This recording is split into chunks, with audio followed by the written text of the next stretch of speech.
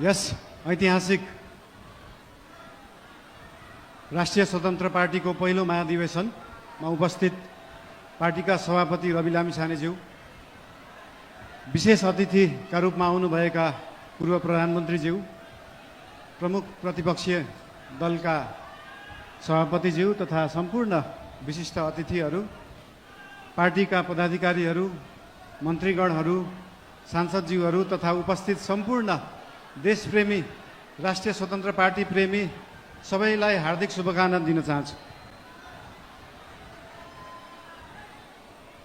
कुरा कताबाट सुरु गरौँ त? आज खासमा चाहिँ यो महाधिवेशन भनेको पार्टीको विषयमा बोल्ने, पार्टीलाई कसरी सुदृढ बनाउने, पार्टीलाई कसरी बलियो बनाउने, हाम्रो पार्टी जुन एउटा सानो महत्त्वाकांक्षा, सानो इच्छा, सानो देश बनाउने हुटुटीले सुरु भएको पार्टी आज महाधिवेशनको पहिलो दिनसम्म आउँदै गर्दाखेरि यो पार्टी, यो आन्दोलनको रूपमा भएको पार्टी, भावनाको रूपमा भएको पार्टीलाई संस्थागत गर्ने, स्थापित गर्ने दिनमा आउँदाखेरि हामीले धेरै जसो पार्टीलाई कसरी एक ठाउँमा ल्याउने भन्ने नै कुरा गर्नुपर्छ। आज विभिन्न विशिष्ट अतिथिहरूले विभिन्न सल्लाह दिनुभएको छ, शुभकामना दिनुभएको छ, सुझावहरू पनि दिनुभएको छ, चिन्ता पनि लिनुभएको छ।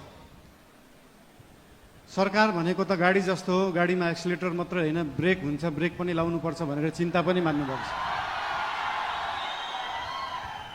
त्यस्तो चिन्ता चाहिँ लोकल रोडहरूमा हिँड्दाखेरि गाडी सिधा गइराख्दाखेरि कहिले लेफ्टबाट गाडी आउँछ, कहिले राइटबाट मान्छेहरू आउँछ। तर हाम्रो गाडी लोकल रोडमा हिँडेको गाडी होइन, हाम्रो एक्सप्रेस वेमा हिँडेको गाडी हो। गन्तव्यमा पुगेपछि मात्रै ब्रेक लाग्छ, गन्तव्यमा पुग्नुभन्दा अगाडि ब्रेक लाउन जरुरी हुँदैन।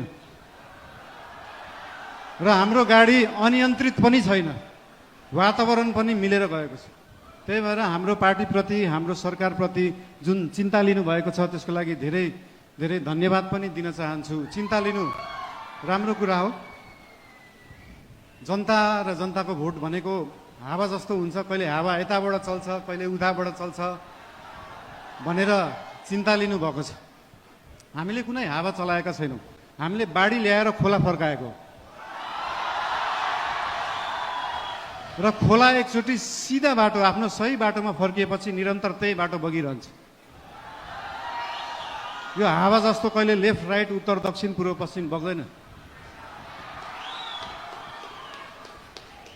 त्यही भएर चिन्ता लिनुहुनेहरूलाई धेरै धेरै धन्यवाद दिन चाहन्छु। यस्तै चिन्ता हामीलाई दिइराख्नु होला, हामीलाई मार्गदर्शन दिइराख्नु होला।